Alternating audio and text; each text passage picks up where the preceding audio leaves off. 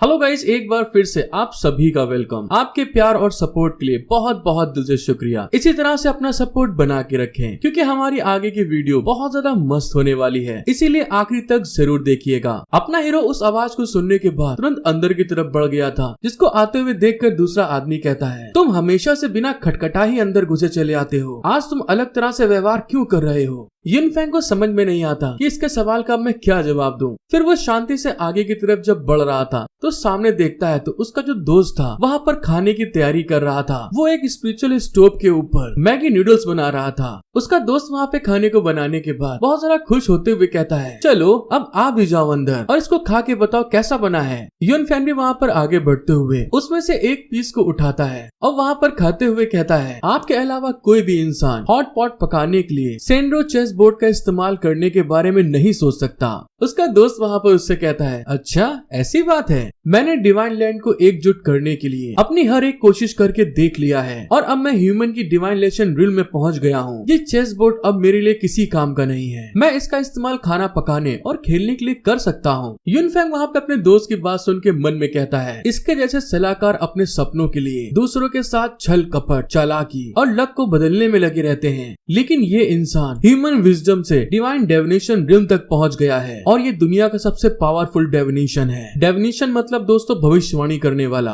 Human डेविनेशन में आमतौर पर किसी इंसान के अंतर आत्मा के विरुद्ध कुछ प्लान्स को बनाना शामिल होता है, जबकि स्पिरिचुअल डेविनेशन में आमतौर पर वास्तविक सिचुएशन का इस्तेमाल करके टारगेट को पूरी तरह से हासिल करना शामिल होता है। हालांकि दोनों ही तरह की डेविनेशन गॉड डेविनेशन की तुलना में कुछ भी नहीं है जो फ्यूचर को प्रेडिक्ट कर सकता है। उन्होंने अपने सारी विजडम का इस्तेमाल किया, डिवाइन डेविनेशन रिल्म से ह्यूमन डेविनेशन रिल्म में लौट आए। फिर हमें बहुत साल पहले का सीन दिखाया जाता है जहाँ पर अपना हीरो अपने इसी दोस्त से बात करते हुए कहता है, डिवाइन लैंड पर पूरी तरह से शांति हो गई है, हमारे लिए करने के लिए बहुत सारी चीजें बाकी हैं। जहाँ पर उसका दोस्त उससे कहता है, मैं अब अपनी डिवाइन डेविनेशन टेक्निक का इस्तेमाल नहीं करूंगा, तुमको दूसरों के साथ मिलकर यहाँ से आगे बढ़ना होगा। रिवर्ट 1, मैं अब अपने लिए एक कॉटेज को बनाने जा रहा हूँ और वहीं रहूंगा, तुम मेरे पास आकर मुझसे मिल सकते हो। और इसी के साथ उसका दोस्त वहाँ से चला गया था। फिर हमारा सीन शिफ्ट होकर उसके कॉटेज पे आ गया था जहाँ पे उसने बनाने की बात करी थी। वहाँ पर वो अपने हीरो के लिए अब चाय है कि दारू समझ में नहीं आ रही दोस्तों, समझ लेना, उसको देते हुए कहता है, मुझे बताओ मेरे को ये सारी खुशी किस चीज से मिली। उसकी बात सुनकर अपने हीरो के वहाँ पसीने आ गए थे। वो वहाँ पे बोले तो बोले क्या, तभी वहाँ पर वो उसके आगे उस चाय को देते हुए कहता है, तुम्हारे चेहरे को मुझे देख कर लग रहा है क्या मेरा दोस्त कोई प्रॉब्लम में फंसा हुआ है। जैसा कि हम लोग को मालूम है अपना हीरो तो ट्यूबलाइट है दोस्तों, उसको बातें थोड़ी देर बाद समझ में आती है। वहाँ पर वो उस कप को लेते हुए थोड़ा सा हैरान हो गया था और फिर वहाँ पर एक्साइटेड होते हुए कहता है, हाँ तुमने बिल्कुल सही पकड़ा है, मुझे कुछ बातें बिल्कुल भी समझ में नहीं आ रही हैं। जैसा कि अपने हीरो के दोस्त के बारे में मालूम है कि वो फ्यूचर को प्रेडिक्ट कर सकता है, मतलब देख सकता है। वो वहाँ पर उसको एक्साइटेड होते हुए देख कर कहता है, अच्छा तो मेरा दोस्त प्यार में फंस गया है और अचानक से उसको पता चला कि उसके बच्चे हो गए हैं। युनफेंग वहाँ पर उसकी हाँ में हाँ मिलाते हुए बहुत सारा एक्साइटेड होके कहता है, हाँ तुमने बिल्कुल सही कहा, यही सब कुछ हुआ मेरे साथ में। लेकिन इस चीज को कहने के बाद में एकदम से शॉक्ड होते हुए कहता है, तुमको इस सब चीजों के बारे में कैसे पता चला, क्या तुम अपनी डिवाइन डेविनेशन रिल में वापस आ गए हो। उसका दोस्त वहाँ पे खाते हुए कहता है, नहीं ऐसा कुछ नहीं हुआ, मुझे अपने दोस्त के बारे में बताओ। युनफेंग वहाँ पे गहरी सांस छोड़ते हुए कहता है, वो बात ये है कि मैं, और साथ ही वहाँ पर जोर जोर से हंसते हुए कहता है, मेरे दोस्त के बारे में तुम्हें अब मैं क्या बताऊं यार, मेरे सारे के सारे दोस्त अपने कामों में बहुत ज्यादा बिजी रहते हैं, यहाँ तक कि उनके पास तो एक गर्लफ्रेंड भी नहीं है। हालांकि हाल ही में उसे पता चला कि उसके बहुत सारे औरतों के साथ बच्चे हैं जिसके बारे में वो शायद ही जानता था और वो उनको ढूंढने के बाद बहुत सारा हैरान हो गया। कुल मिला के दोस्तों अपना हीरो वहाँ पे सारी बातें घुमा के बता रहा था अपने बारे में कि उसके दोस्त के साथ में ये सब हुआ है। युनफेंग इन सब चीजों को बताने के बाद में तुरंत वहाँ पे उस कप को उठा के अपने मुंह में घटक लेता है और फिर वहाँ पर अपने आप को शांत करते हुए कहता है, इसी बात की सलाह लेने के लिए मैं तुम्हारे पास आया था, लेकिन मैं तो जिंदगी भर अकेला ही रहता आया हूँ, मैं कैसे जानूं कि इनसे कैसे निपटना है। उसका दोस्त वहाँ पर खाना खाते हुए मुस्कुरा के कहता है, और मैं यार ये तो सच में फिल्मों से ज्यादा फिल्मी है, देखा जाए तो लगभग बिल्कुल मैजिक और रियलिज्म से भरी हुई है ये कहानी। बताओ बताओ इसको आगे कंटिन्यू रखो तुम। अपने दोस्त के मुंह से अपनी ही स्टोरी के बारे में इस बात को सुन के युनफेंग वहाँ पे ब्लश करते हुए चिल्ला के कहता है, मेरे पास और बताने को कुछ भी नहीं है, मैं उसकी मदद नहीं कर सकता,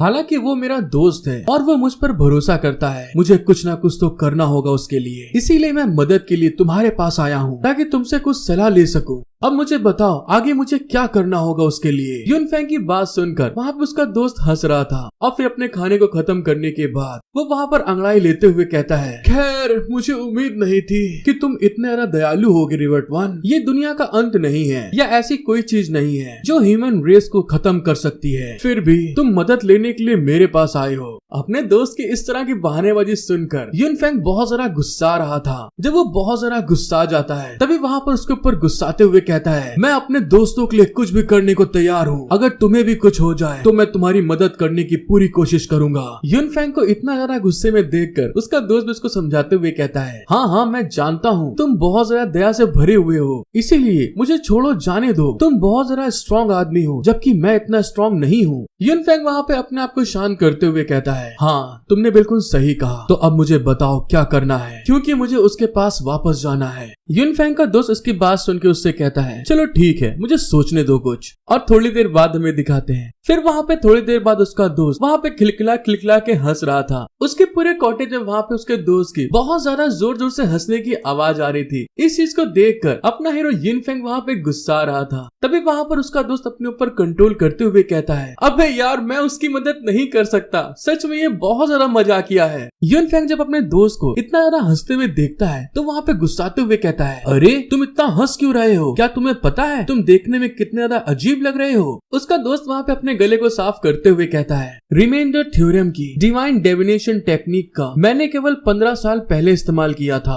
यूनफेंग इस बात को सुन के हैरान होते हुए कहता है, हाँ मुझे पता है, लेकिन अब क्यों मुझे बता रहे हो तुम। फिर उसका दोस्त उसे आगे बताता है, मैंने तुमको बताया था रिमाइंडर थ्योरम की डिवाइन डेविनेशन टेक्निक वो टेक्निक है जो सभी पॉसिबिलिटीज और ह्यूमन द्वारा बनाए गए सभी प्लान को प्रेडिक्ट कर सकती है। उसकी बात सुन के अपना हीरो भी कहता है, हाँ मुझे पता है इन सब चीजों के बारे में। उसका दोस्त उसको आगे बताता है, केवल वो ही लोग इसका सीक्रेट जान पाएंगे जिन्होंने इसको फील किया है। मैं उन सभी रियल इमेजेस को देख सकता हूँ जो शुरू से ही सभी तरह की पॉसिबिलिटीज को सामने ला रही थी, सक्सेस और अनसक्सेस होने वाली दोनों चीजों को। यूनफेंग वहाँ पे हैरान होते हुए कहता है, क्या तुम सभी प्रकार की चीजों को देख सकते थे जो कुछ भी फ्यूचर में आगे होने वाली थी। उसका दोस्त बताता है, हाँ इसमें ये पॉसिबिलिटीज भी शामिल हैं कि मैं दुनिया को एकजुट करने में मदद करूंगा और तुम 5 साल पहले मेरे लिए मारे गए थे। और एक पॉसिबिलिटीज ये भी है कि ओमनीपोटेंट डार्कसेड को फिर से एकजुट कर देगा और दुनिया को नष्ट कर देगा और मैं एक आदमी को डिवाइन लैंड पर शासन करने दूंगा।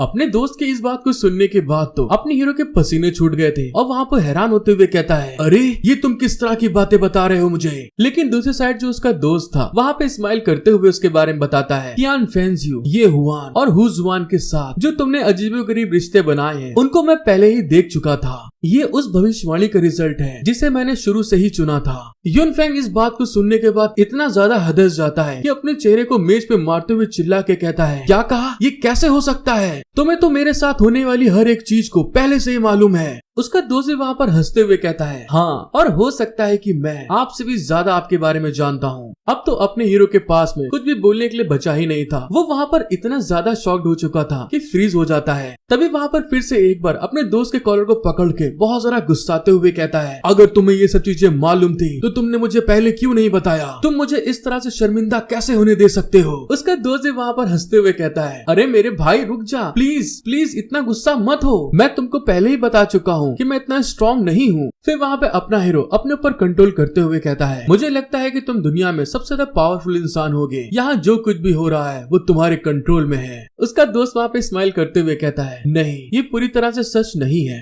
तुम दुनिया के सबसे ज्यादा पावरफुल इंसान हो। मैंने केवल एक चुनाव किया लेकिन तुमने एक जिंदगी को जिया है। दुनिया के बारे में आपकी समझ और दृढ़ विश्वास ने आज रिजल्ट के रूप में तुमको जन्म दिया है। यूनफेंग वहाँ पे हैरान होते हुए कहता है, तुमने दुनिया को एकजुट करने का चुनाव खुद क्यों नहीं किया, तुम जैसे शानदार लीडर के साथ ये दुनिया बहुत ज्यादा बेहतर हो सकती थी। उसका दोस्त वहाँ पे कप को भरते हुए कहता है, क्योंकि उस सिचुएशन में मैं यहाँ बैठकर आपके साथ में जिंदगी के बारे में बात करते हुए अच्छे समय को नहीं बिता पाता। और ये कहते हुए वो उस कप को उसकी तरफ दे देता है, जिसको लेते हुए अपना हीरो थोड़ा सा हैरान था। फिर वहाँ पर वो दोनों उस कप को लड़ाते हुए चीयर्स करते हैं। पीले पीले ओ मोरे राजा, पीले पीले ओ मोरे जानी। और इसी के साथ दोस्तों हमें एक बहुत अच्छी दोस्ती को दिखाया जाता है। फिर वहाँ पे अपना हीरो गहरी सांस छोड़ते हुए कहता है, क्योंकि तुम सब कुछ जानते हो इसलिए तुमको पता होना चाहिए कि मुझे क्या करना चाहिए। प्लीज मुझे बता दो अब यार, तंग करना बंद करो। उसका दोस्त वहाँ पे अभी भी उसको तंग करते हुए वहाँ पे हंसते हुए कहता है, प्राचीन काल से लेकर फ्यूचर तक की बातों को प्रिडिक्ट करूं और उन्हें अपने सिर में रख लूं तो मेरा सिर फट जाएगा।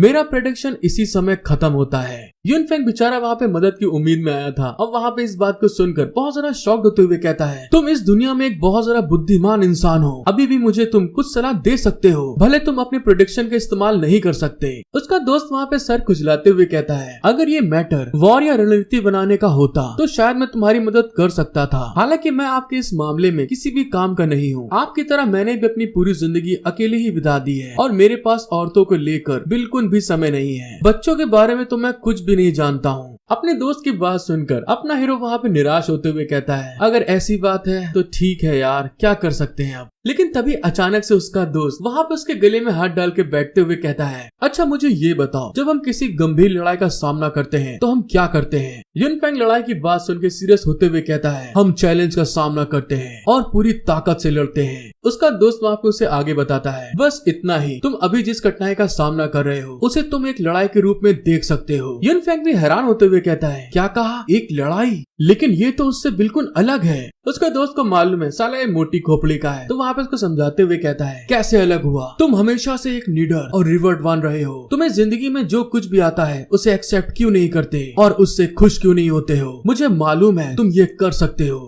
अपने दोस्त की बात सुनकर यूनफेंग वहाँ पे उस कप के अंदर अपने आप को देखते हुए कहता है, मेरी जिंदगी ने मुझे जो कुछ भी दिया है मैं उसे एक्सेप्ट करूँ। इस बात को सुनकर उसका दोस्त वहाँ पे एक्साइटेड होते हुए कहता है, सच कहूँ तो मुझे तुमसे बहुत ज्यादा जलन हो रही है। कियान फेंजियो, ये हुआन और हु जुआन सभी इंडिपेंडेंट और सुंदर औरतें हैं। और तो और ये देखो, अब उन लड़कियों के साथ में तुम्हारे बच्चे भी साथ में हैं। तुम्हारी जिंदगी दिन पे दिन बहुत ज्यादा दिलचस्प होती जा रही है। और इसी के साथ उसके दोस्त ने वहाँ पर अपने हीरो को समझा लिया था। फिर हमें कुछ समय बाद दिखाते हैं जहाँ पर अपना हीरो उस जगह से वापस जाते हुए अपने दोस्त को गुड बाय कर रहा था और उसका दोस्त भी वहाँ पर हंसते हुए उसको गुड बाय करते हुए कहता है, एक बार जब तुम खुद को इसके लिए तैयार कर लोगे तो तुम आसानी से आने वाले और भी ज्यादा सरप्राइज का सामना कर सकोगे। आगे बढ़ो मेरे दोस्त, तुम कर सकते हो। मतलब कि दोस्तों आगे अपने हीरो को और ज्यादा रोमांच मिलने वाला है। और इसी के साथ यूनफेंग वहाँ से आगे बढ़ गया था, जहाँ पर आगे बढ़ते हुए वो अपने मन में कहता है, उसने बिल्कुल सही कहा, मुझे अपनी जिंदगी में जो कुछ भी आए उसे एक्सेप्ट करना चाहिए। मैंने बहुत कुछ सहा है, मैं खुद को उन चीजों से हैरान नहीं होने दूंगा। देखा दोस्तों, यही होती है दोस्ती की ताकत। अपना लौंडा फुल मोटिवेट हो चुका है। कुछ देर आगे बढ़ने के बाद में वो एक जगह पर जाकर रुक गया था और वहीं पे बैठकर अपने माइंड को शांत करने के लिए मेडिटेशन करने लगा था, हर चीज का सामना करने के लिए। और थोड़ी देर बाद वहाँ पे वो कहता है, मुझे बहुत खुशी है कि मैं वैन यूफेंग से जाकर बात कर पाया। उसने मेरे को आज शांत कर दिया है। मैं बस वही करूंगा जिसमें मैं माहिर हूँ और लड़ाई का सामना करूंगा। देखता हूँ साला कौन क्या कर सकता है। अब मुझे आगे क्या करना चाहिए। तभी वहाँ पर कुछ सोचने के बाद बहुत सारा हैरान होते हुए कहता है, मैनिया पोशन, यही वो जड़ है जिसने मेरी जिंदगी को पूरी तरह से हिला दिया है। ने मेरी जिंदगी खराब की है। हाँ, मैनिया पोशन ही वो जड़ है जिसने इन सारी परेशानियों की शुरुआत की है। मुझे इसे नष्ट करना होगा ताकि ये और किसी को बर्बाद ना करे। ये मेरी जिम्मेदारी है। फिर मैं कियान फेंजियो के साथ इस बारे में बात करूंगा कि हमारे बेटे की प्रॉब्लम को कैसे संभाला जाए। और ये हुआन से अपनी बेटी की एजुकेशन और फ्यूचर के बारे में भी बात करूंगा। साथ ही मुझे हु जुआन के लिए भी समय निकालना होगा। वहाँ पे वो चुटकी को बजाते हुए कहता है, हाँ ये एक परफेक्ट प्लान है। इसी के साथ हमारा सीन शिफ्ट होके हमें जेनिथ सिटी के टॉप का सीन दिखाया जाता है, जहाँ पर अपना हीरो वापस आकर रिलैक्स कर रहा था और वही उसका भाई वहाँ पर आते हुए कहता है, सीनियर आखिर ऐसी कौन सी बात हो गई कि तुम्हें मेरी जरूरत पड़ गई आज। यूनफेंग वहाँ पे बड़ी शांति से कहता है, मेरे पास कुछ सीक्रेट्स हैं। अपने बड़े भाई की इस बात को सुन के वो हैरान होते हुए कहता है, क्या कहा, सीक्रेट्स हैं? साथ ही अपने बड़े भाई की इस बात को सुनने के बाद तो वो बहुत ज्यादा एक्साइटेड होते हुए कहता है, मुझे जल्दी से बताओ, मुझे सीक्रेट सुनना बहुत पसंद है क्योंकि मैं अर्थली क्लैरोडियंस पवेलियन में बैठे बैठे बुरी तरह बोर हो रहा था। यूनफेंग वहाँ पर उसको बताता है, मैं चाहता हूँ कि तुम अपनी अर्थली क्लैरोडियन टेक्निक का इस्तेमाल करके मैनिया पोशन को ढूंढने में मदद करो, जो कि दुनिया में सबसे इफेक्टिव फिल्टर है, उसके बारे में पता लगाओ। उसका छोटा भाई जैसे वहाँ पर मैनिया पोशन के बारे में सुनता है, वहाँ पर उसके तोते उड़ चुके थे, पूरी तरह हैरान हो गया था। साथ ही वहाँ पर अपने भाई को छेड़ते हुए कहता है, ओहो, आखिर तुम्हें इन सब चीजों में दिलचस्पी कब से हो गई? क्या हुआ है मेरे भाई? यूनफेंग जब उसको इस तरह से छेड़ते हुए देखता है, उसके सर के ऊपर अपनी स्पिरिचुअल पावर से एक हल्की सी फिंगर से टिक करता है, जिसके प्रेशर के कारण वहाँ पे उसको बहुत दर्द होता है, जिस चीज के कारण वहाँ पे उसका छोटा भाई चिल्लाते हुए जमीन में बैठ गया था। और उसके पीछे अपना हीरो गुस्साते हुए कहता है, तुम्हें मेरे साथ मजाक करने की हिम्मत कैसे हुई? क्या तुम मेरे साथ में शांति से नहीं रहना चाहते? यूनफेंग के प्रेशर के कारण वहाँ पे उसके खोपड़ी के ऊपर एक बड़ा सा पकौड़ा निकल आया था और उसका भाई वहाँ पे रोते हुए कहता है, सीनियर मुझे माफ कर दीजिए, मुझसे गलती हो गई। यूनफेंग बहुत सीरियस होते हुए उससे आगे कहता है, तुमको मैनिया पोशन को ढूंढने के लिए उसकी तह तक जाना होगा और जेनिक्स को सील करना होगा। उसका छोटा भाई उससे आगे कहता है, अर्थली क्लोरोडियन पवेलियन बहुत लंबे समय से मैनिया पोशन की जांच कर रहा है, लेकिन यूनफेंग भी हैरान होते हुए कहता है, लेकिन क्या? उसका छोटा भाई वहाँ पे घबराते हुए कहता है, मुझे डर है कि ये इतना आसान नहीं है। यूनफेंग वहाँ पे गुस्साते हुए कहता है, इस बेकार दुनिया में उसका इस्तेमाल हो रहा है, लेकिन अब जब दुनिया को फिर से बहाल किया जा रहा है तो हमें ऐसी चीजों को नष्ट करना होगा, वरना ये और ज्यादा लोगों को बर्बाद कर देगा। यूनफेंग का छोटा भाई उसके पास आकर उसके कानों में बताता है, बात ऐसी है कि ये पोशन ये फैमिली से आता है। यूनफेंग वहाँ पे हैरान होते हुए कहता है, क्या कहा? ये फैमिली से आता है? फिर वहाँ पे उसका छोटा भाई पूरी डिटेल देते हुए बताता है, जाहिर नहीं किया गया है। क्या तुम ये टेंगियो को जानते हो? वो उसी परिवार से है। तुम्हारी पुरानी दोस्त के रूप में ये टेंगियो ने आपकी जान बचाई, आपको अपने घर में रखा और जब तुम भूखे थे तब आपको खाना भी खिलाया था। लेकिन वो दुनिया के सबसे बड़े बिजनेसमैन ग्रुप की लीडर भी है और उन्हें मास्टर मर्चेंट भी माना जाता है, मतलब कि हर सामान को बेचने वाले। अपने भाई के मुंह से इन सारी बातों को सुनकर यूनफेंग को ये टेंगियो की याद आती है, जिस कारण से थोड़ा वो हैरान हो गया था। तभी घबराते हुए चिल्ला के कहता है, ऐसा कभी नहीं हो सकता, मैं उसे जानता हूँ, वो ऐसा कुछ नहीं करेगी। उसका छोटा भाई उसे आगे बताता है, अर्थली क्लोरोडियंस पवेलियन ने कई बार इस चीज का पक्का किया है, ये गलत नहीं हो सकता। अब इस बात को सुनकर यूनफेंग वहाँ पे बिल्कुल शांत हो जाता है, उसको समझ में नहीं आता। तभी वहाँ पर उसका भाई उससे कहता है, सीनियर तुम आखिर क्या करने जा रहे हो?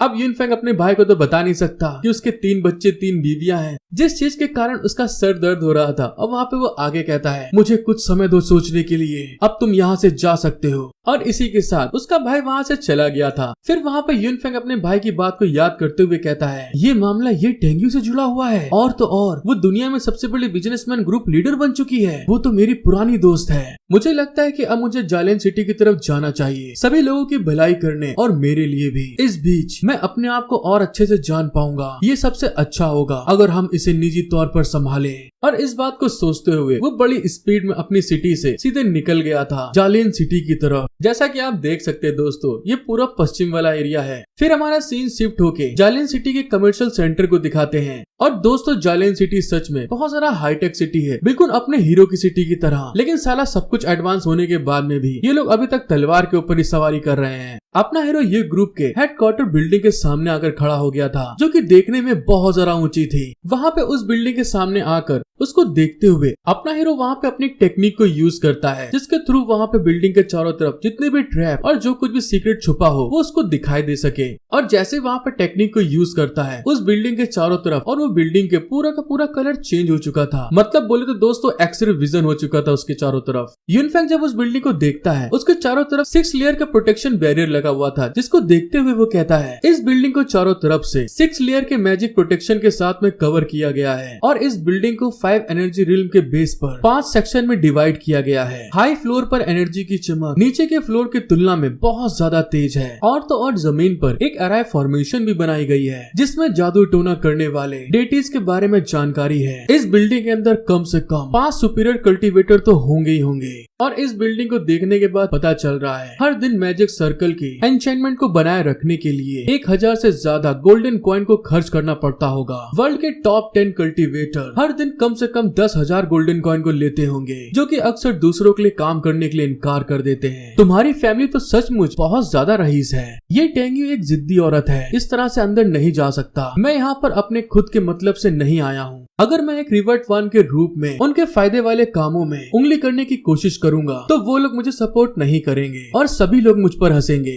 जहाँ पर वो सोचते हुए कहता है लेकिन अगर मैं उससे पूछताछ करने की कोशिश करूंगा तो मैं ऐसा नहीं कर सकता क्योंकि वो एक बहुत बड़ी इंसान है। इसका मतलब ये है कि मैं उसे सपोर्ट करने के लिए मजबूर भी नहीं कर सकता, जैसा कि मैंने कोरम स्टेट में उन दोनों बकलोल लोगों के साथ में किया था। मुझे यहाँ पर चुपके से बस घुस जाना चाहिए और उसे नाजुक तरीके से संभालना चाहिए। मुझे यकीन है कि वो मेरी इंटेंशन को समझ जाएगी और मेरी मदद करेगी। कुल मिला के दोस्तों, अपना हीरो कुछ और नए पंगे लेने वाला है। आपको मेरी वीडियो देखने में मजा आ रही है तो प्लीज गाइस बस आपसे एक ही रिक्वेस्ट है, एक लाइक और सब्सक्राइब जरूर कर दीजिए। हमारा सीन शिफ्ट होता है और हमें अपने हीरो को दिखाते हैं जो कि एक जगह पर आकर छुपकर कुछ लोगों को ताड़ रहा था। जहाँ पर देखते हुए वो कहता है मुझे जल्द से जल्द यहाँ पर एंटर करने का रास्ता देखना होगा। और जब वो सामने की तरफ देखता है तो बहुत बड़ी विशाल बिल्डिंग के सामने जो लोग उसके अंदर काम करते थे वहाँ पर वो लोग अंदर की तरफ जा रहे थे, लेकिन सिक्योरिटी इतनी तगड़ी थी वहाँ की कि बिना आईडी कार्ड के कोई भी अंदर नहीं जा सकता था। जिसे देखने के बाद में अपना हीरो थोड़ा सा शॉक्ड हो जाता है क्योंकि वहाँ पर ये कंपनी के एम्प्लॉयमेंट आईडी कार्ड बना हुआ था। उस आईडी कार्ड को लेने के बाद जैसे गार्ड वहाँ पे उसकी चेक करता है तो पूरी की पूरी फिल्टर होके सामने वाले मेंबर की पूरी जानकारी दे दी जाती है। और यहाँ पर हमको पता चलता है कि जो गार्ड खड़े हैं ये भी कोई नॉर्मल नहीं है, ये भी कल्टीवेटर्स हैं। अपना हीरो उसको ऐसा करते हुए देखकर अपने मन में कहता है ये तो नई तरह की पहचान करने वाली टेक्निक होनी चाहिए। ये लोग तो उस कार्ड में उस इंसान की जीन की जानकारी भी डाल रहे हैं ताकि उन्हें सेलेस्टर टेक्निक के थ्रू पहचाना जा सके। पॉलीमॉर्फ के हाईएस्ट लोगों के अपीयरेंस और यहाँ तक कि कंकाल को भी बदला जा सकता है, लेकिन इस जीन को कोई नहीं बदल सकता। इनकी ये पहचान करने की टेक्निक परफेक्ट है। बहुत कम लोग हैं जो बिना किसी नजर में आए वहाँ पहुँच जाते हैं। मैं उनमें से एक हूँ। मैंने पहले भी बहुत सारी जासूसी और कवर अप किया है, मुझे बहुत समय हो गया है। अब मुझे वो दिन याद आते हैं जब वो इन सब चीजों के बारे में सोच रहा था। तभी उसके सामने से एक बहुत सारा हॉट सेक्सी कन्या, मतलब बोले तो लल्लन टाप पटाखा माल, चलता हुआ आगे की तरफ आ रहा था। और उस लड़की के पास में भी ये ग्रुप का वैसा ही आइडेंटिफिकेशन कार्ड था। जब वो वहाँ से चलकर आगे की तरफ आ रही थी, कुछ दूर आने के बाद में अचानक से कुछ होता है। हाँ दोस्तों, अपने हीरो ने वहाँ पर अपनी स्पीड को यूज करते हुए हवा में उड़ा लिया था। जहाँ पर वो छुपा हुआ इस सब चीजों को देख रहा था वहीं पर उस लड़की को ले आया था। फिर वहाँ पर उस लड़की को अपनी बाहों में लिए हुए, गोद में लिए हुए एक जगह पर किनारे रखते हुए कहता है मुझे माफ कर देना, मुझे तुम्हारे कार्ड की जरूरत है। और इसी के साथ युनफेंग, जो औरतों की बहुत रिस्पेक्ट करता है लेकिन औरतें उसकी कभी नहीं करती, उसकी ले लेती हैं। आज युनफेंग ने इस लड़की के कार्ड को ले लिया है। साथ ही वहाँ पर अपनी टेक्निक को यूज करने के लिए उसके माथे पे हाथ रखते हुए कहता है डुप्लीकेट टेक्निक। फिर युनफेंग हमें आगे बताता है ये एक सुपीरियर टेक्निक है जो आपके टारगेट के सभी जीन्स की हूबहू कॉपी बना सकता है। केवल सुप्रीम स्टेट में रहने वाले ही ऐसा कर सकते हैं। और इसी के साथ अचानक से वहाँ पे युनफेंग की बॉडी भी चमकना स्टार्ट हो गई थी। कुछ देर बाद हमें दिखाया जाता है युनफेंग की जो बॉडी थी हूबहू उसी लड़की की तरह दिखाई देने लगा था। जैसा कि आप लोग देख सकते हैं अपना हीरो तो यहाँ पर किसी के भी रूप को ले सकता है और देखने में ये भी काफी हॉट एंड सेक्सी लग रहा है यार। युनफेंग वहाँ पे अपनी बॉडी ट्रांसफॉर्मेशन करने के बाद अपने बलून को चेक करता है कि हाँ ठीक साइज में है कि नहीं है, और पीछे की तरफ देखता है कहीं आगे पीछे तो नहीं चले गए हैं। I gotta tell you, it was perfect. Perfect. Everything, down to the last minute details. फिर उनको चेक करने के बाद कहता है काफी अच्छे हैं, लेकिन अचानक से कुछ फील करने के साथ में ही वहाँ पे शॉक्ड होते हुए वो नीचे की तरफ देखते हुए कहता है ओफो, इस औरत के पेट और कमर में कुछ प्रॉब्लम है। मुझे लगता है कि ये औरत किसी तरह की परेशानी से जूझ रही है। इस चीज को देखने के बाद अपना हीरो फिर से एक टेक्निक को यूज करते हुए कहता है चलो ठीक है, मैं तुम्हारी इस प्रॉब्लम को सॉल्व करने में मदद करूंगा। चलो ठीक है, मैंने सब कुछ सही कर दिया है अब। और साथ ही वहाँ पर वो अपनी फिर से एक टेक्निक को यूज करते हुए उस लेडी को वहाँ पे फ्रीज कर देता है, मतलब नींद में, गहरी नींद में डालते हुए कहता है इनविंसिबिलिटी, मतलब दोस्तों गायब हो जाने वाला जादू। जैसे वहाँ पर युनफेंग उस टेक्निक को यूज करता है तो उस लड़की के चारों तरफ एक प्रोटेक्शन बैरियर लग गया था। उस बैरियर के इफेक्ट के कारण वो लड़की वहाँ पर सब जगह से गायब हो चुकी थी। इसको देखते हुए अपना हीरो स्माइल करके कहता है चलो ठीक है, अब ये लड़की यहाँ पर सुरक्षित रहेगी। फिर हमारा सीन शिफ्ट होता है और उस जगह पे दिखाते हैं जहाँ पर लोग अंदर की तरफ जा रहे थे ये ग्रुप के। वहाँ पर अपना हीरो भी उसी लाइन में आगे की तरफ बढ़ गया था अपने उसी आईडी कार्ड को लेके। वो सिक्योरिटी गार्ड उसके आईडी कार्ड को मांगता है कि अपनी आईडी कार्ड दीजिए मुझे, जहाँ पर युनफेंग स्माइल करते हुए उसको अपना आईडी कार्ड देता है। और वो सिक्योरिटी गार्ड वहाँ पर अपनी उसी टेक्निक को यूज करते हुए उस लड़की की जांच कर रहा था। जैसे वहाँ पर वो उसकी जांच करता है तो उसकी बॉडी वहाँ पर ग्लो करने लगी थी और साथ ही उस सिक्योरिटी गार्ड को युनफैंग की बॉडी के अंदर जितने भी जीन्स होते हैं, मसल्स होती हैं, हर एक चीज की जानकारी मिल रही थी। जब वहाँ पे वो उसकी जांच कर लेता है, दूसरे साइड में अपना हीरो युनफैंग जो अब लड़की के रूप में है वहाँ पे स्माइल कर रहा था, हंस रहा था। जब वहाँ पे अपनी हीरोइन मुस्कुरा रही थी तभी वहाँ पे जो सिक्योरिटी गार्ड था वो वहाँ पे अपने हाथ को आगे बढ़ाते हुए कहता है, प्लीज अपने पास को वापस ले लो। उसकी बात सुन के अपनी हीरोइन उस पास को लेके बगल से निकलते हुए कहती है, तुम्हारा बहुत बहुत शुक्रिया, ये तो मेरे लिए बस एक वर्कअप है जो बहुत आसान था। जब वो आगे जाके देखता है तो वहाँ पे बहुत ढेर सारे लोग थे और इधर उधर देखते हुए वो उन सबको देख रहा था। लेकिन तभी अचानक से एक इंसान को देखने के बाद में वहाँ पे वो हैरान हो गया था, क्योंकि दोस्तों वो एक मॉन्क था जो कि सिक्योरिटी गार्ड के ड्रेसअप में बैठा हुआ वहाँ पे मेडिटेशन कर रहा था। उस मॉन्क को देखने के बाद में वहाँ पे अपने हीरो को सदमा लग गया था, जिसके कारण उसका मुंह से थूक निकल जाता है। ऐसा होने के कारण वहाँ पे वो अपने आप को संभालने की कोशिश करता है और तुरंत पलट गया था। साथ ही उसके बारे में सोचते हुए कहता है, ये क्या बकचोदी चल रही है यहाँ पे, ये तो मिस्टर एब्स्टीनियंस है। फिर वो हमें उस मॉन्क के बारे में बताता है, जब वो प्रैक्टिस कर रहे थे तो उन्होंने अपने ट्रू बॉडी को उस पागलपन तक पहुँचा दिया था, जिसे देखने के बाद में मैं खुद शर्मिंदा हो गया था, क्योंकि वे अपनी इच्छाओं को कंट्रोल नहीं कर सके। इतने पावरफुल मॉन्क को देखने के बाद लोग बस यही कह रहे थे, ये तो इनोसेंट मॉन्क है। लेकिन इस चीज के बारे में कभी किसी ने सोचा भी नहीं था। वो इतने ज्यादा पावरफुल थे, उनके अंदर वज्रा बॉडी के साथ साथ उनके पास बहुत ढेर सारी इंस्पिरेशन एनर्जी भी थी, जो केवल मोस्ट पावरफुल इंसान को ही अपनी आखिरी कल्टीवेशन से मिल सकती है। जब वे निश्चिंत रहते थे तो वे पर्वत के समान ठोस दिखते हैं, और जब उन्हें लड़ना होता है तो वे अपने एनिमी के सामने अपनी सारी की सारी ताकत को दिखा देते हैं। वहीं पे अपना हीरो जब एक पल में उससे जाम से जाम लड़ा रहा था तो हमको बताता है, उसे मारने के बजाय मैं केवल उसे वश में कर सकता था, जिस कारण से कि आखिरी में मैंने उससे दोस्ती ही करना सबसे अच्छा उपाय। मैं उसके ठिकाने के बारे में जानने के लिए बहुत ज्यादा एक्साइटेड था, लेकिन आज मुझे यहाँ पे पता चल रहा है कि ये गार्ड के रूप में यहाँ पे काम कर रहा था। ये टिंग्यू ने उसे यहाँ पर काम करने के लिए, मनाने के लिए क्या कुछ नहीं किया होगा, और इस बात को सोचते हुए उसके वहाँ पे पसीने छूट रहे थे।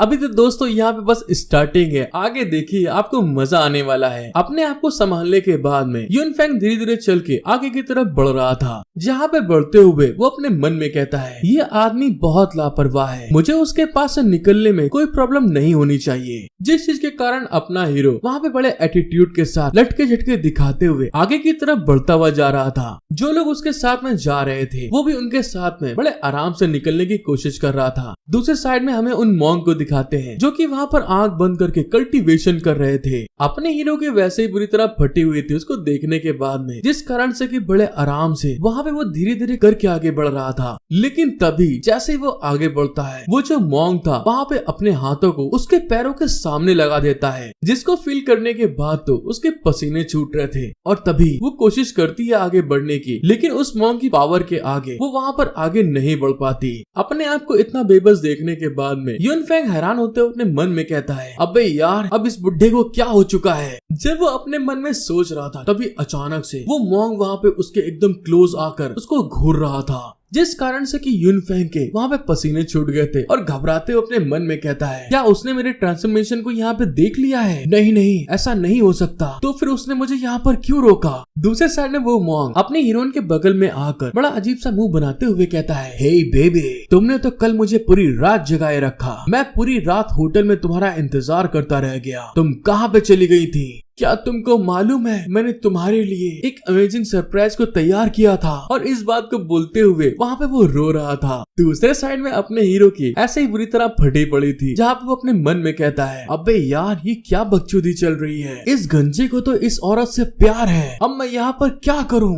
हालांकि मुझे ये समझ में आता है, जिस लौंडे की बॉडी को मैंने ट्रांसफॉर्मेशन किया है उसकी बॉडी सच में बहुत सुडौल और दिल लुभाने वाली औरत की तरह है। वो तो एक कठोर इंसान की तरह दिखाई देता है, लेकिन फिर भी वो एक नंबर की पटाखा है। और ये मॉन्क जो औरतों को जीतने के लिए अपने हद से गुजर सकता है, जब वो इस बारे में सोच रहा था तभी वहाँ पर अपने हीरोइन का हाथ वो मॉन्क पकड़ लेता है, जिस चीज के होने के कारण उसको वहाँ पे कुछ समझ में नहीं आता आखिर ये मॉन्क करना क्या चाहता है मेरे साथ में। दूसरे साइड में वो मॉन्क अपनी चुम्मी का अटैक करने के लिए अपने दोनों होठों को आपस में चिपका कर आगे की तरफ अटैक करते हुए कहता है, अब मुझे बताओ तुम उस चीज की भरपाई तुम कैसे करोगी। लेकिन दोस्तों वहाँ पे तो अपना हीरो था, उसके इतने बेकार और फटे होठों को देखने के बाद तो यूनफैंग वहाँ पे बहुत ज्यादा गुस्साते हुए चिल्ला के उसके सर को पीछे धक्का देते हुए कहता है, ओफो आखिर तुम किस तरह की बेहुदगी हरकत कर रहे हो मेरे साथ में। लेकिन उस लड़की की बॉडी में होने के कारण वहाँ पे अपनी पूरी पावर को यूज नहीं कर पा रहा था, जिस कारण से फिर से वो मॉन्क उसको जकड़ते हुए दोनों होठों का अटैक उसके होठों पे करते हुए कहता है, मैं तब तक तुम्हें यहाँ पर नहीं छोड़ूंगा जब तक तुम मुझे नहीं बताओगी तुम वहाँ पर क्यों नहीं आई। मुझे इस चीज की चिंता नहीं है तुम मुझे पसंद करती हो या नहीं। दूसरे साइड में आप अपनी हीरोइन को देख सकते हैं, बेचारी कितनी बेबस दिखाई दे रही है जबकि वो एक रिवर्ट वन है, जिस कारण से वहाँ पे वो गुस्साते हुए अपने मन में कहती है, मुझे खुशी है मेरे पास उसे संभालने के लिए एक तरीका है, वरना वो मेरे पूरे प्लान को यहाँ पर बर्बाद कर सकता था। और इसी के साथ दोस्तों वो अपने खूबसूरत हाथों को बाहर निकालता है और सीधे उस मॉन्क के गाल के ऊपर अपनी वही पांचों की पांचों उंगलियां उसके गाल पे छाप दी थी।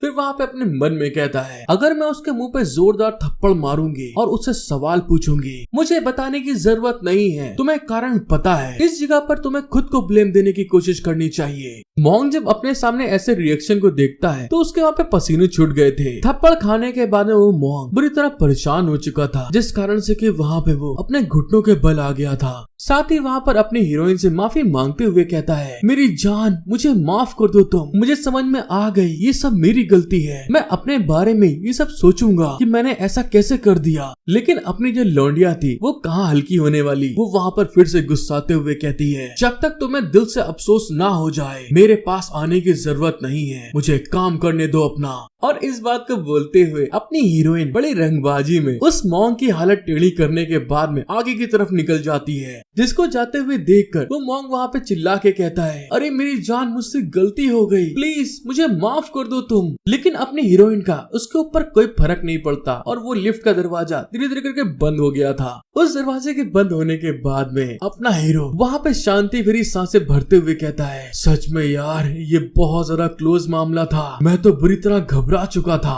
वो इतना ज्यादा फेडअप हो चुका था, 11वें फ्लोर से 20 फ्लोर कब आ चुका उसे पता ही नहीं चला। और वो वहाँ पर फ्लोर आने के बाद में सीधे बाहर निकल के आता है। अपनी हीरोइन जब वहाँ पे पहुँचती है तो उसके लिए तो ये पहली टाइम था ऐसी जगह को देखने के लिए, जिस कारण से कि वहाँ पे वो उन सारी सीन को देखते हुए अपने मन में कहता है, यहाँ पर इंसानों के लिए जाने के लिए हर 20 मंजिल के बाद में एक लिफ्ट होनी चाहिए, इसी तरह से कोई भी घुसपैठ ऊपर तक नहीं पहुँच पाएगी। ये एक बहुत चालाकी भरा ये फैमिली का प्लान है। मैं तो इस चीज के लिए जानने के लिए बहुत एक्साइटेड हूँ, अगली लिफ्ट की रखवाली करने के लिए कौन रहेगा। जब वो आगे की तरफ बढ़ती है तो वहाँ पे एक बुजुर्ग इंसान बैठा हुआ था। जैसे अपनी हीरोइन वहाँ पे एंटर करती है, वो बुजुर्ग इंसान अचानक से अपनी आंखें खोलता है। उसको आंखें खोलने के साथ में अपने आप को ऐसे घूरते हुए देखकर रिवर्ट वन यूनफैंग के वहाँ पे पसीने आ गए थे। घबराते अपने मन में कहता है, अबे यार इस बुड्ढे को अचानक से क्या हो गया, ये तो वो यिंग शैंग है, मेरी दोस्त की तरह इसके पास भी पावर है फ्यूचर को देखने वाली। मुझे याद है ये एक बहुत जीनियस इंसान है जिसके पास फोटोग्राफिक मेमोरी बहुत पावरफुल है। उन्हें अपने परिवार में सबसे बेहतरीन टेक्नीशियन माना जाता था। सिर्फ एक इंसान जो उन्हें हरा सकता है वो है वैन यूफैंग, जो डिवाइन डेफिनेशन का मास्टर है। ओरिएंट फैमिली के खत्म होने के बाद इस आदमी ने अपनी नौकरी को खो दिया। मुझे उसे यहाँ देखने की उम्मीद नहीं थी।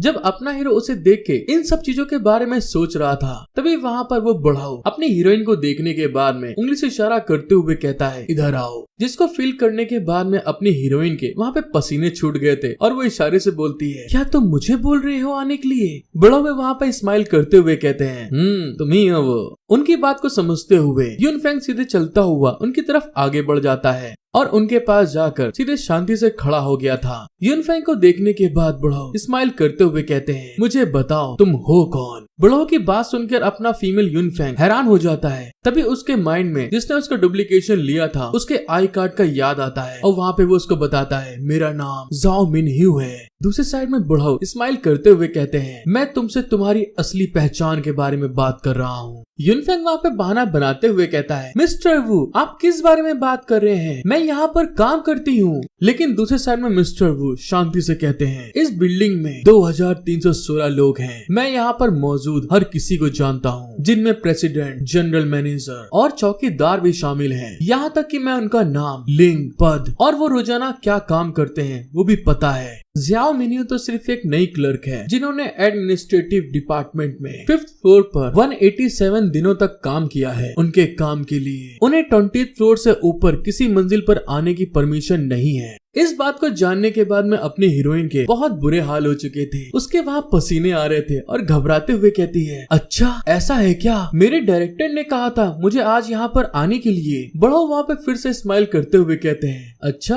अगर ऐसी बात है तो अपने डायरेक्टर का नाम बताओ मुझे। अपनी हीरोइन वहाँ पे घबराते हुए कहती है, वेल मैं उनका नाम तुम्हें बताती हूँ। और साथ ही वहाँ पर सोचने का बहाना बनाते हुए खुद ही बेइंतहा शर्मिंदा हो चुकी थी। फिर वहाँ पे अपने मन में घबराते हुए कहती है, अब मुझे क्या करना होगा?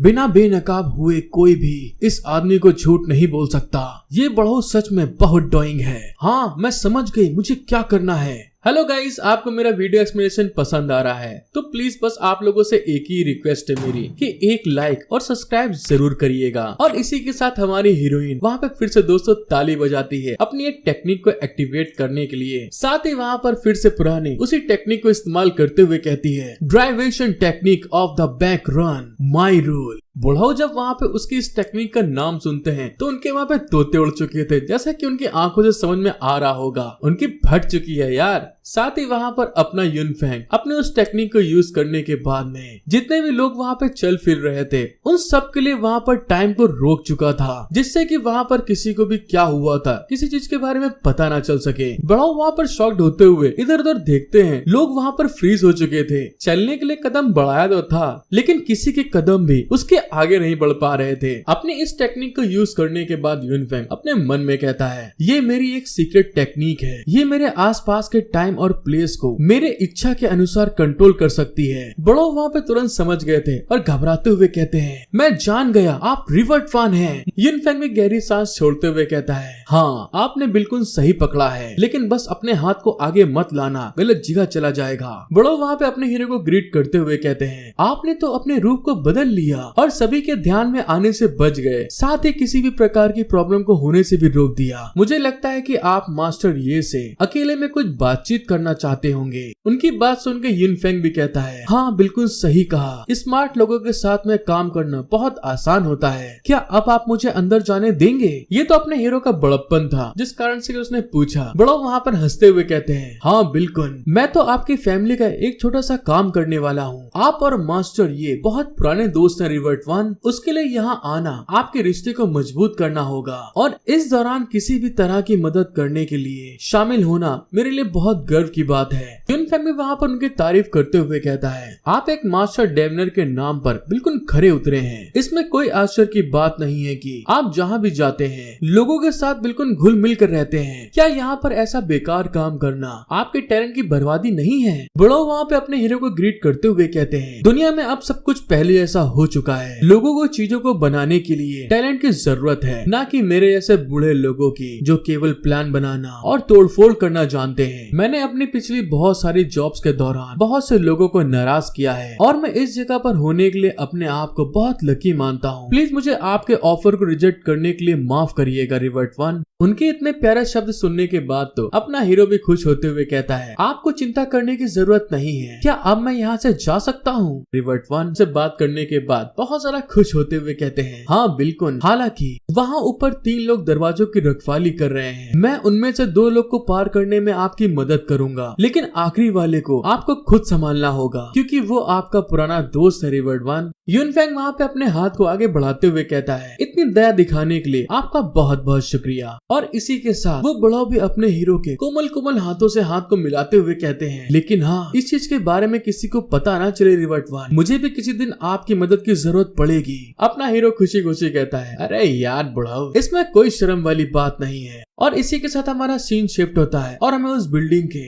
80 फ्लोर को दिखाया जाता है। मतलब कि उस बुढ़ाऊ ने अपने वादे को पूरा कर दिया था। 20th फ्लोर को पार करने के बाद में 2 गार्ड जो रखवाली कर रहे थे उनको वहाँ से पार करवा दिया था। अपनी खूबसूरत ब्यूटीफुल कन्या अपनी हीरोइन वहाँ से आगे की तरफ बढ़ते हुए इधर उधर झांकते हुए बड़े देखभाल के साथ आगे बढ़ रही थी। लेकिन जैसे ही वो आगे की तरफ आती है मेन हॉल में, वहाँ पर एक इंसान खड़ा हुआ था जिसके पास में एक उसकी स्वॉर्ड भी थी। और उस इंसान को देखने के बाद तो अपना हीरो वहाँ पे शॉक्ड होते हुए मन में कहता है, इस इंसान के पिछवाड़े को देखने के बाद तो ऐसा लग रहा है कि मैं इसे जानता हूँ और अब मुझे कुछ अंदर से बैड फीलिंग आ रही है। वो इंसान बिना अपनी हीरोइन को देखे हुए बोलता है, रिवर्ट वन, आपको यहाँ पर कोई नहीं हरा सकता। तो फिर मुझे बताइए आप अपना रूप बदल के क्यों आए हो? अपने आप को ऐसे रूप बदलने वाली बात सुनकर यूनफैंग हैरान होते हुए मन में कहता है, अबे यार अब ये क्या बकवास है, ये तो यूएन फैंग है, एक मैनियक स्वॉर्डमैन। और तभी उसकी बात सुनकर हंसते हुए कहता है, सर आपने मुझे कोई और समझ लिया है। मैं इस ग्रुप में सिर्फ एक काम करने वाली हूँ और यहाँ पर अपने काम को निपटाने के लिए आई हूँ। वो स्वॉर्डमैन वहाँ पर अपने हीरो की तरफ देखते हुए कहता है, तुम अपने रूप और जीन्स को बदल सकते हो लेकिन अपने तौर तरीके नहीं। मेरी जिंदगी का एम आपके जैसे पावरफुल बनना है रिवर्ट वन, इसीलिए मैं आपके नेचर को बहुत अच्छे से जानता हूँ। मैं गलत नहीं हो सकता। अब इस तारीफ में बुराई को झेलते हुए यूनफैंग वहाँ पे हैरान होते हुए कहता है, अच्छा ऐसी बात है क्या? साथ ही वहाँ पर इधर उधर देखते हुए बहाना बनाते हुए कहता है, यहाँ तो सिर्फ हम ही हैं। मैंने सही कहा ना? उसको इस तरह से बहाने बनाते हुए देखकर वो इंसान खिसियाते हुए कहता है, हाँ रिवर्ट वन, यहाँ सिर्फ हम दोनों हैं, तुम्हें चिंता करने की जरूरत नहीं है। जैसे उस आदमी ने इस बारे में बोला होता है, तभी अपना यूनफैंग लड़ाई से कहाँ पीछे हटने वाला था, अपनी फीलिंग को पीछे छोड़ के तुरंत वहाँ पर अपने उसी ट्रांसफॉर्मेशन को दोबारा से बैक कर लेता है और फिर से अपने वही रिवर्ट वन यूनफैंग के रूप पे आते हुए कहता है, मुझे आज इस चीज के बारे में समझ में आ गया कि तुम तलवारबाजी के लिए पूरी तरह से पागल हो चुके हो। तो फिर मुझे बताओ तुम यहाँ पर दरवाजे की रखवाली करने के लिए क्यों हो? उन्होंने तुमको कौन सा ऑफर दे दिया? अपने हीरो को देखने के बाद में वो तलवारबाज वहाँ पे सीरियस होते हुए कहता है, उन्होंने मुझे आपके साथ तलवारबाजी करने के लिए प्रैक्टिस करने का मौका दिया। इस बात को सुनने के बाद तो यूनफैंग के पसीने छूट गए थे और वहाँ पे घबराते हुए कहता है, ये तुम क्या बकवास कर रहे हो? तुम जब चाहते तब मेरे पास आ सकते हो, तो फिर यहाँ पर इस तरह से रुके रहने के लिए क्यों चुना? वो आदमी अपने हीरो के सवाल का जवाब देते हुए कहता है, डिवाइन लैंड में आखिरकार पूरी तरह से शांति हो चुकी है। तुमको ढूंढना और तुम्हारे साथ में अकेले स्वॉर्डमैनशिप की प्रैक्टिस करना बहुत टफ हो गया है। किसी ने मुझे यहाँ पर इंतजार करने के लिए कहा है। उसके इस तरह के झाटू जवाब को सुनने के बाद अपना हीरो सर खुजलाते हुए कहता है, ओफो वैन यूनफैंग, तुम्हारी सोच के बारे में अब मैं क्या कहूँ यार। और इसी के साथ वैन यूनफैंग वहाँ पे अपनी स्वॉर्ड को अपेयर करते हुए कहता है, तलवारबाजी में मुझे कोई भी हरा नहीं सकता। केवल आपके पास हाई लेवल रिल्म है रिवर्ट वन, जिसका मुझे आज रिजल्ट देखना है। ये लगभग सेमी डिवाइन रिल्म जितना ही ग्रेट होना चाहिए और मुझे लगता है कि हमारी लड़ाई यहाँ पर बहुत कमाल दिखाने वाली है। अब कितना कमाल दिखाएंगे दोस्तों, ये आपको आगे समझ में आ जाएगा। उसकी बात सुनकर अपना हीरो वहाँ पे हैरान होते हुए कहता है, दूसरे लोग आपकी बातों को गलत तरीके से ले सकते हैं। वो इंसान अपने स्वॉर्ड को आगे करते हुए कहता है, रिवर्ट वन, लड़ाई करने के लिए तैयार हो जाइए। अपना हीरो पे बड़े कूल अंदाज में उसकी तरफ देखते हुए कहता है, अगर ऐसी बात है तो चलो आ जाओ, देखते हैं तुम में कितना दम है। इसी के साथ वो दोनों एक दूसरे के सामने खड़े हो गए थे फाइट करने के लिए, जहाँ पर वो स्वॉर्डमैन अपनी पावर को रिलीज करता है, जो कि देखने में दोस्तों किसी भी हालात में कम नहीं लग रही थी। साथ ही वहाँ पर अपनी स्वॉर्ड को मयान से बाहर निकालते हुए एक स्किल को यूज करते हुए कहता है, सुप्रीम स्वॉर्डमैनशिप, रिटर्निंग ब्लेड। अपनी टेक्निक का नाम बताने के साथ में ही वो स्वॉर्डमैन सीधे अपनी स्वॉर्ड को मयान से निकालते हुए सीधे अपने हीरो के ऊपर अटैक करने के लिए बड़ी स्पीड में आगे की तरफ आ रहा था। अपना हीरो यूनफैंग उसको अटैक करते हुए देख के अपने मन में कहता है, वो बेस्ट स्वॉर्ड मास्टर के नाम का हकदार है। मैं देख सकता हूँ कि उसकी स्वॉर्डमैनशिप हाई लेवल तक पहुँच चुकी है। बस आगे मुझे ये देखना है वो कैसे अपनी स्वॉर्ड को खींचता है और फिर मेरे पास आता है। ये देखना मेरे लिए बहुत इम्प्रेसिव है। अगर मेरी जगह पे एक नॉर्मल इंसान होता तो हिलने से पहले ही यहाँ पर मर चुका होता, लेकिन ये मेरे लिए इतना खतरा नहीं है, जो अपनी इच्छा से अपने आसपास के समय और जगह को कंट्रोल कर सकता है। और इस बात को कहते हुए यूनफैंग ने भी वहाँ पर अपनी उसी स्किल को एक्टिवेट कर लिया था। साथ ही वहाँ पर अपनी 2 फिंगर को यूज करते हुए मन में कहता है, मैं यहाँ पर तुमसे उम्मीद करता हूँ कि तुम मेरे लिए वो अपोनेंट होगे जो मेरे बैरियर को पार कर मेरे समान लेवल तक पहुँच सकोगे, वरना मुझे नहीं पता इसमें कितना समय लगेगा। ये कदम आपको ज्ञान देने में मेरी मदद करने के लिए मेरा एक गिफ्ट है। मैं अपनी इस 2 उंगलियों का इस्तेमाल करके सुप्रीम इंटरनल स्ट्रेंथ को यूज करूंगा। जैसे वहाँ पर अपने हीरो ने उसकी तलवार को पकड़ा था, उसको पकड़ने के बाद में वो वहाँ पर उसको फ्लिक कर देता है, अपनी दोनों फिंगर को क्रॉस कर देता है और उसके ऐसा करने के साथ में ही वहाँ पर एक प्रेशर रिलीज हो गया था और अगले ही पल हमको पता चलता है दूसरे साइड में जो उसका दोस्त स्वॉर्डमैन था वो उस अटैक को करते हुए यूनफेंग के आर पार हो चुका था। लेकिन वहाँ पर जो अपने हीरो ने 2 फिंगर को क्रॉस किया था उसके इफेक्ट के कारण उसकी तलवार के वहाँ पर टुकड़े टुकड़े हो चुके थे और उसकी स्पीड इतनी ज्यादा थी उस अटैक के आर पार होने के बाद में अब जाके उसके तलवार के टुकड़े टुकड़े हुए हैं। अपनी तलवार को टूटते हुए देखकर वो स्वॉर्डमैन वहाँ पे बुरी तरह घबरा गया था, हाल बेहाल हो चुके थे। साथ ही अपना हीरो भी उसको पलट के पीछे की तरफ देख रहा था। फिर वहाँ पे बड़े एटीट्यूड में कहता है, तो मुझे बताओ इस चीज के बारे में तुम्हारा क्या ख्याल है। उस स्वॉर्डमैन के पास उसका जवाब नहीं था। फिर वहाँ पे उसको ग्रीट करते हुए कहता है, रिवर्ट वन, इस लेसन के लिए आपका बहुत बहुत शुक्रिया। अपना हीरो उसको हराने के बाद तरफ इशारा करते हुए कहता है, क्या अब मैं तुमको हरा के यहाँ से जा सकता हूँ। उसका दोस्त उससे कहता है, हाँ प्लीज तुम यहाँ से जाओ, मास्टर तुम्हारा ऊपर इंतजार कर रहे हैं। उसकी बात सुनने के बाद यूनफेंग बहुत ज्यादा शॉक्ड होते हुए कहता है, ये क्या बोल रहे हो तुम, क्या वो जानती है मैं यहाँ पर आ चुका हूँ। अबे यार ये सब क्या बकवास है, मैंने पहले ही इस जगह पर आने के लिए अपने आप को छुपाने के लिए कितनी ज्यादा प्रॉब्लम को उठाया है, लानत है मेरे ऊपर, मैं छुपा भी नहीं पाया अपने आप को। दूसरे साइड में उसका दोस्त उसको बताता है, रिवर्ट वन, तुमको शायद मालूम नहीं है, तुम अपने रूप को पहले ही बदल चुके हो। और इसी के साथ हमारा सीन शिफ्ट होता है और अपने हीरो ने एक और पड़ाव को पार करते हुए सीधे वहाँ पर ये ग्रुप के प्रेसिडेंट ऑफिस की तरफ आगे बढ़ चुका था, जहाँ पर कोई बैठा हुआ उसका इंतजार कर रहा था। अपना हीरो अंदर आते हुए कहता है, मुझे बहुत टाइम हो गया तुमसे मिले हुए और साथ ही वहाँ पर बहुत तुमने गार्ड लगा रखे हैं और साथ ही इस ऑफिस में तुमने और भी ज्यादा सीक्रेट फॉर्मेशन लगा रखी है। तुम वो औरत हो जो हर चीज को बहुत अच्छे से कैलकुलेशन कर सकती हो और अब दुनिया के सबसे बड़े बिजनेसमैन ग्रुप की लीडर हो। लेकिन दूसरी साइड हमको दिखाया जाता है जब अपना हीरो इन सब चीजों के बारे में बोल रहा था तो वहाँ पर एक लड़का बैठा हुआ था उसके दोस्त के चेयर के ऊपर, जहाँ पे वो अपने हीरो की बात सुनकर कहता है, मैं तुम्हारी वो दोस्त नहीं हूँ जिसके बारे में तुम बात कर रहे हो रिवर्ट वन। और इसी बात को बोलते हुए वो वहाँ पर अपनी चेयर को पीछे की तरफ पलटा लेता है और इस चीज को देखकर यूनफेंग भी थोड़ा हैरान हो चुका था और हमको पता चलता है वहाँ पर जो कुर्सी पे बैठा हुआ था वो एक नौजवान लड़का था। दूसरे साइड में वो लड़का उसी मेज के ऊपर अपनी फिंगर को टैप कर रहा था। उसके ऐसा करने के कारण जहाँ पर सारी चीजें खाली पड़ी हुई थी, अचानक से वहाँ पर स्पिरिचुअल फॉर्म में कुछ होना स्टार्ट हो गया था और हमको पता चलता है ये लोग सारे के सारे कल्टीवेटर्स हैं और स्पिरिचुअल फॉर्म में जितनी जगह खाली थी उस जगह पर सारे के सारे स्पिरिचुअल फॉर्म में फर्नीचर आना स्टार्ट हो गए थे। वो लड़का रिवर्ट वन के लिए सारी चीजें सामने लाते हुए कहता है, रिवर्ट वन प्लीज आप बैठिए यहाँ पे।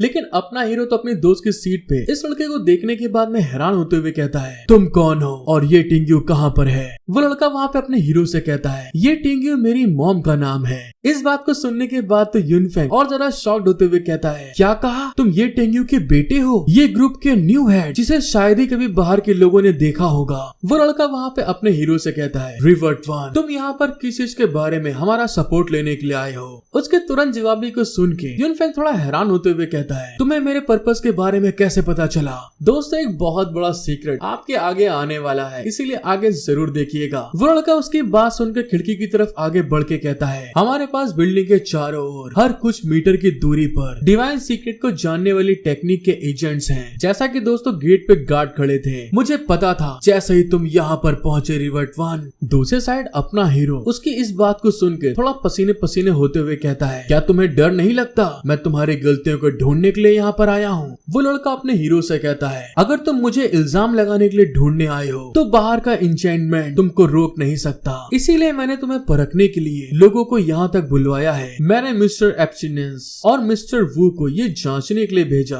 क्या तुम यहाँ पर किसी बुरे इरादे के साथ में आए हो। अगर तुम्हारे इरादे बुरे होते तो मैं बहुत पहले ही बिल्डिंग को छोड़ चुका होता और तुम मुझे कभी ढूंढ नहीं पाते। ये छोटा सा लौंडा अपने हीरो रिवर्ट वन की बुरी तरह जेर कर रहा था, लेकिन तब भी वहाँ पर हंसते हुए कहता है, हाँ तुम बिल्कुल सही हो, अपनी माँ की तरह बहुत ज्यादा केयरफुल और चालाक। वो लड़का वहाँ पे अपने हीरो के लिए कप में चाय को डालते हुए कहता है, ये एक बिजनेसमैन के लिए बहुत बड़ी तारीफ है, प्लीज मुझे बताओ तुम क्या चाहते हो रिवर्ट रिवर्ट वन। यूनफेंग वहाँ पे उस चाय को पीते हुए कहता है, मैंने बहुत पहले सुना था ये ग्रुप का न्यू लीडर ये टेंग्यू जैसा ही एक जवान है जो बहुत ज्यादा सतर्क और अपने काम के प्रति कॉन्शियस। यूनफेंग की मीठी बातें सुनकर वो लड़का कहता है, आप मेरी माँ के साथ में फ्लर्ट करने की कोशिश कर रहे हैं रिवर्ट वन। मेरी माँ ने मुझे बहुत अच्छी तालीम दी है। उसकी बात सुनकर यूनफेंग वहाँ पे हंसते हुए कहता है, बेटा कुछ ऐसी बात है, तुम्हारी माँ और मेरा रिश्ता बहुत पुराना है क्योंकि उसने मेरी जान बचाई थी और उस समय तुम पैदा भी नहीं हुए थे। समय बहुत ज्यादा तेजी से निकलता है और आज देखो छटाक भर का लौंडा कितना बड़ा हो गया है। वो लड़का वहाँ पे टॉक टू हैंड का साइन बनाते हुए कहता है, रिवर्ट वन, अगर तुम पास्ट के बारे में बात करना चाहते हो तो मेरा सुझाव है हमें फिर से एक बार बात कर लेनी चाहिए। मैं बहुत बिजी हूँ, मेरे काम के लिए हर एक मिनट बहुत ज्यादा कीमती होता है। यूनफेंग उसकी बात सुनते हुए कहता है, क्या कहा, हर एक मिनट? और साथ ही वहाँ पर जो लड़का था वो एक मैप के ऊपर टैप करता है। उसके ऐसा करने के साथ में ही ये फैमिली जिस जिस स्टेट के साथ में वर्क कर रही है इस समय, उन सारे स्टेट का वहाँ पे मैप सामने आ गया था। जैसा कि आप नाम पढ़ ही सकते हैं, इनका कारोबार कितना ज्यादा फैला हुआ है। और इसी के साथ वहाँ पर जिस जगह पे उसने टैप किया था उसमें से कुछ वर्ड बाहर निकलते हैं। अब इतनी लंबी चौड़ी बातचीत को दोस्तों मैं ना एक्सप्लेन करने वाला, यार बोर हो जाऊंगा। अपने हीरो के सामने एक डिस्प्ले के ऊपर एक बहुत लंबी सी लिस्ट सामने आ गई थी। उस डिस्प्ले को देखने के बाद तो अपने हीरो के पसीने आ गए थे और वहाँ पे घबराते हुए कहता है, ये तो यूनिवर्सल फॉर्मेशन है, माई ऑगरी की हाईएस्ट लेवल। यहाँ मैसेज भेजने के लिए इसका इस्तेमाल किया जाता है। केवल कुछ ही लोग हैं जो इस कमाल की फॉर्मेशन का इस्तेमाल कर सकते हैं। ये लड़का तो अभी बहुत यंग है लेकिन बिजनेस वर्ल्ड में पहले से ही बहुत सफल है। जब मैं उसकी उम्र का था जो जिंदगी में जीने के लिए संघर्ष कर रहा था, इस लड़के के सामने तो अनगिनत फ्यूचर्स को चुनने के चांस हैं। ये टेंग्यू ने उसे सिखाने के लिए बहुत अच्छा काम किया और इसी के साथ में थोड़ी देर के अंदर उस लड़के ने अपने सारे काम को खत्म कर लिया था। फिर वहाँ पर यूनफेंग से कहता है, बिजनेस एक वॉर है, मेरे लिए पैसा एक नंबर है। अगर मैं बहुत ज्यादा स्किलफुल हूँ तो मैं जितना चाहूँ उतना कमा सकता हूँ। प्लीज रिवर्ट वन, जो आप कहना चाहते हैं उस पॉइंट पे आइए। उसको इस तरह से बातचीत करते हुए यूनफेंग देख रहा था। तभी वहाँ पर यूनफेंग गुस्साते हुए कहता है, तो ठीक है, मुझे उम्मीद है कि तुम मैनिएक पोशन को बनाना और बेचना बंद कर दोगे जो दुनिया का सबसे खराब फिल्टर है। वो लड़का उसके मुंह पे साफ साफ कह देता है, नहीं मैं ऐसा नहीं कर सकता। एक रिवर्ट वन के रूप पे अपने सामने इस तरह से बोलते हुए देखकर यूनफेंग गुस्साते हुए टेबल पे हाथ मार के कहता है, तुम्हारी इतनी हिम्मत कि तुम मेरे सामने कैसे मना कर सकते हो। यूनफेंग को बहुत ज्यादा गुस्साते हुए देखकर वो लड़का उससे माफी मांगते हुए कहता है, मुझे माफ कर दीजिए, अगर आप मैनिएक पोशन को बनवाने से रोकना चाहते हैं तो आप बस एक आदेश को जारी कर सकते हैं। मुझे यकीन है कि डिवाइन लैंड में कोई भी आपकी आज्ञा को ना मानने की हिम्मत नहीं करेगा रिवर्ट वन, और हम दोनों का समय बर्बाद क्यों किया। यूनफेंग वहाँ पे मैनिएक पोशन के कारण जो उसके साथ में सीन घटा था उस पल को याद करते हुए उस लड़के से कहता है, मैनिएक पोशन के बनने के कारण दुनिया में बहुत ज्यादा नुकसान पहुंच रहा है। अगर हम इसके बारे में कुछ नहीं करेंगे तो ये लोगों को बर्बाद कर देगा और तुम इस चीज के लिए हाँ क्यों नहीं कह सकते।